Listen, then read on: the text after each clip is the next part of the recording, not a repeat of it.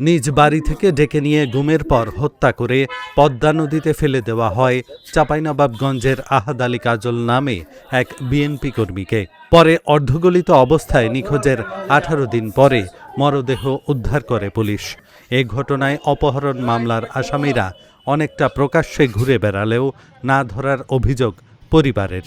এদিকে স্বামীকে হারিয়ে 4 সন্তান নিয়ে দিশেহারা স্ত্রী। চাঁপাইনবাবগঞ্জ সদর উপজেলার চরবাগডাঙ্গা এলাকার বাসিন্দা ফিরোজ আলীর ছেলে বিএনপি কর্মী আহাদ আলীকে স্থানীয় একটি বিরোধ মীমাংসার কথা বলে গত 2 জানুয়ারি ডেকে নিয়ে যায় সংশ্লিষ্ট ইউনিয়নের সাবেক চেয়ারম্যান ওমর আলীর লোকজন।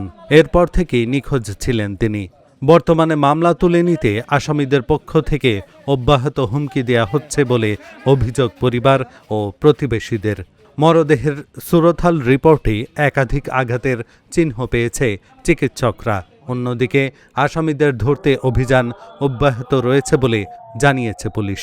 যে লাশটা আমরা বেশ কয়েকদিন আগে এটা একটা আমরা অজ্ঞাত ঠিক না, একটা ডুবন্ত লাশ পাওয়া গেছে এবং প্রাথমিকভাবে আমরা যেটা দেখেছি তার শরীরের কয়েক জায়গাতে আঘাতের চিহ্ন ছিল এবং জখমগুলোতে আমরা রক্ত দেখেছি, বিশেষ করে মাথায় আঘাত ছিল, ভাঙা দাঁত ছিল, সেখানে রক্ত দেখতে পাওয়া গেছে। তো প্রাথমিকভাবে যেটা বলা যায় কি যে যদি কেউ মৃত্যুর আগে আঘাতপ্রাপ্ত হয় তাহলে সাধারণত রক্তাক্ত হয়। প্রাথমিকভাবে এটি বলা যেতে পারে তাকে আঘাত আছে এবং মৃত্যুর আগে তাকে আঘাত করা হয়েছে আর কি। প্রাথমিকভাবে এটুকু আমরা বলতে পারি। আর পূর্ণাঙ্গ তদন্ত রিপোর্ট তো আমরা ওটার মামলাটা তদন্তাধীন আছে। আমরা জানি যে আমরা একজনকে গ্রেপ্তার করেছিলাম, 6 জন জামিনে আছে। আর পোস্টমর্টম রিপোর্টটা এখনো পাইনি, এইটুকুই আপাতত। শ্রোতাল রিপোর্টে আসলে সবকিছু বোঝা যায় না, যেহেতু আপনারা জানেন যে লাশটা প্রায় 15-16 দিন পানিতে ছিল। হ্যাঁ, পচে যাওয়ায় শ্রোতাল রিপোর্টে ওইভাবে বোঝা যায়নি, যেহেতু লাশটা ফুলে উঠছে, শরীরে পচন ধরেছে। পোস্টমর্টম রিপোর্ট না আসলে আসলে কিছুই বলা সম্ভব না। আমার ছেলেকে ফোন দিয়ে ডাইকে হাসান আর আলু এটুকু জানি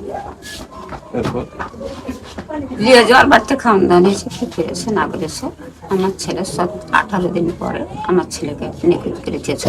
18 দিন পরে নদীতে পাওয়া গেছে। আমি তখনই বলেছি যে আমার ছেলেকে ডুবে নিয়ে আমার ছেলেকে হত্যা করেছে। আমার দেওয়ার বাজারে তো মানে 2 দিন আগে ওদের সাথে কথা কাটাকাটি হয়। তারপরও বাজারে আছে আমার দেওয়ার, তো বাজার থেকে ওখানে ফোন দেয় যে এখানে আইসে মানে যে মীমাংসা করার পরিকল্পনা করে ফোন দেয়। তো আমার দেওয়ার কইছে যে আমার শরীরটা ভালো না, অসুস্থ। কইছে না, অসুস্থ হয়ে গিয়ে তুমি আজকে আসো, আর আসো না এসো, আজকে এসো। এই বইরা ধরেন কি যে হাসেন আমাদেরকে বাড়ি থেকে মানে হন্ডাই করে নিয়ে গেছে। হন্ডাই করে নিয়ে যায় ধরেন কি ওখানে খাওয়া দাওয়া করেছে, টইরেছে, কি করেছে না করেছে সেটা ওরাই ভালো জানে। তো আমার দেওয়ারকে ধরেন কি রাত 11টার সময় তো বাহির লোকে জানতে পারছে, কিন্তু আমাদের পরিবারের কেউ জানতে পারে না এখন যে কি হইলো না হইলো। তারপরে আমরা বাড়িতে জানছি সকাল 8টার সময়তে। তো আমার দেওয়ারকে অনেক খুঁজাখুঁজি, আমাকে বংশের মধ্যে ধরেন কি আমার দেওয়ারই একটা গোটা লোক ছিল।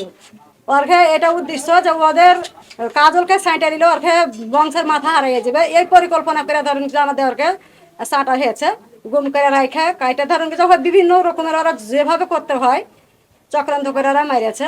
অনেক আপনার ক্ষত বিক্ষত বুকে, তারপরে আপনার আঘাত আছে, রক্ত জমা আছে, সামনেকার 2টা দাঁত ছিল আর এই সাইডের কোনো দাঁত ছিল না।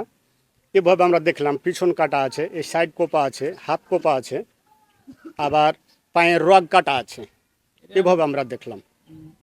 ওইটা আমরা ফার্স্টে বলছিলাম যে হয়তো ডুবে মারা গেছে, কিন্তু না, এটা পরিকল্পনাভাবে হত্যা করা হয়েছে। তাকে সে নৌকাতে করে নিয়ে যেয়ে ওই জায়গায় ফেলা হয়েছে। ঘুটি পরিমাণ পানিতে লাশ ভেসে উঠেছে। তখন এখান থেকে সাধারণ জনগণ যে দেখলো, আমরা যে দেখলাম, যে পর্যবেক্ষণ করলাম, দেখলাম যে তার গায়ে অনেক ক্ষত চিহ্ন, পিছনে একটা ক্ষত চিহ্ন, তারপরে হলো যে এই পায়ের এই রগটা এখান থেকে কাটা চিহ্ন।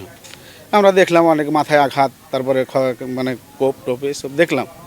দেখার পরে পর্যবেক্ষণ করলাম যে একে আসলে মানে ডুবে মরেনি, সে তাকে ষড়যন্ত্রভাবে হত্যা করা হয়েছে। আমার ভাইকে হত্যা করা হয়েছে।